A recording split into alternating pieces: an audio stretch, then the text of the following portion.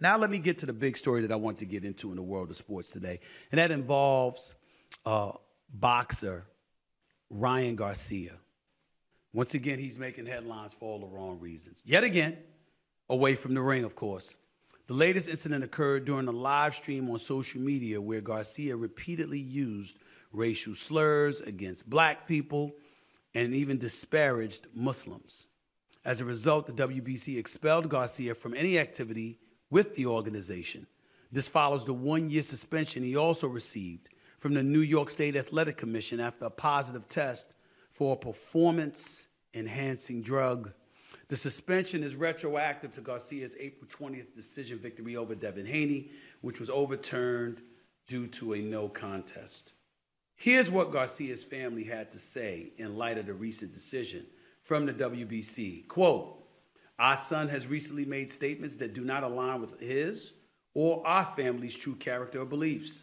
Our family unequivocally does not support any statements he's made regarding race or religion. These do not reflect who Ryan truly is and how he was raised. Those who know Ryan can attest to this fact. Ryan has been open about his ongoing struggle with mental health over the years, and as a family, we are committed to ensuring and encouraging that he receives the necessary help to navigate this very challenging time and address both his immediate and long-term well-being. We appreciate the continued support and prayers and compassion."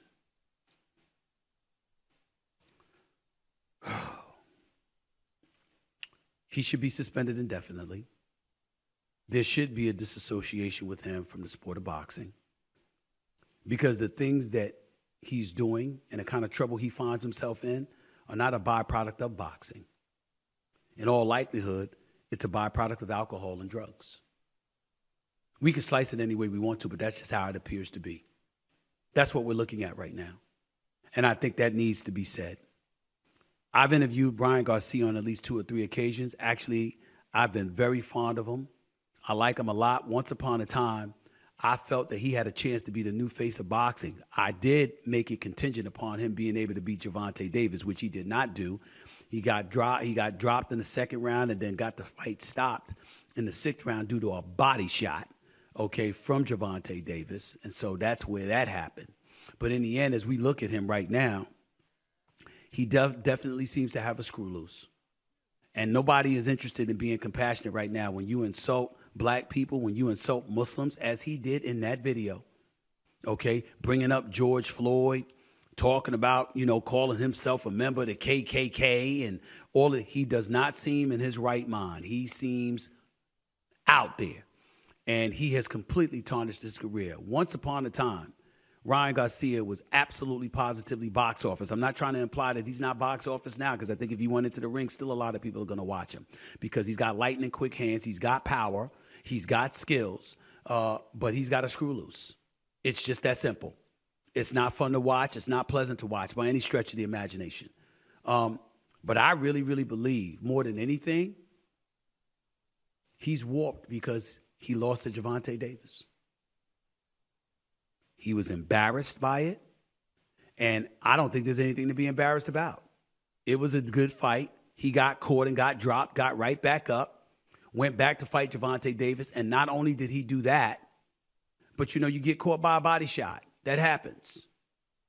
He didn't get knocked out the way Frank Martin did. That uppercut that left Frank Martin hopeless before ultimately getting caught with a left check from Gervonta Davis that put him down, that's a knockout. That's not how Ryan Garcia went out. And I know it was ultimately his win over Devin Haney was ruled a no contest. I blame Devin Haney for that. What the hell you take the fight for? He came in 3 pounds overweight. He made no efforts to honor the contract. It was supposed to be for a title shot at the 140-pound division, but ultimately he was ineligible for the belt because he came in 3 pounds overweight, and you're going to bet him $500,000 for every pound that he's overweight, and he glad you gave you the $1.5 million that he owed you for being 3 pounds overweight. Come on, bro. You're the champion. You were undefeated. You should have never gave him that fight. If he's not willing to honor the clause, so be it. To fight Gervonta Davis, he had to have a weight clause, a hydration clause, all of that. Gervonta wasn't playing that mess. And I believe that Ryan Garcia feels completely hosed because he had to give in to all of those stipulations for Gervonta Davis, And he said, I don't give a damn about rules. I don't give a damn about the belt. All I care about is making sure that I leave the ring victorious, because that's what people will remember. And when it comes to Devin Haney, he's absolutely right. Because even though he cheated, because clearly he didn't honor the weight clause, and he was using performance-enhancing drugs because he tested twice positive for it, tested positive twice for it. So there's no other way to slice that. At the end, we're going to remember him dropping Devin Haney 3 times. We're going to remember how weak and damn near helpless Devin Haney looked in losing to Ryan Garcia. And that's what we're going to hold on to, regardless of what the governing bodies say about a no contest or anything like that. So Ryan Garcia knew that, and that's why he didn't care. But he deserves the 1-year banishment, and he deserves for his family to issue the statement that they issued. And right now, if the black community and the Muslim community is pissed at him, they have every right to be with what he said.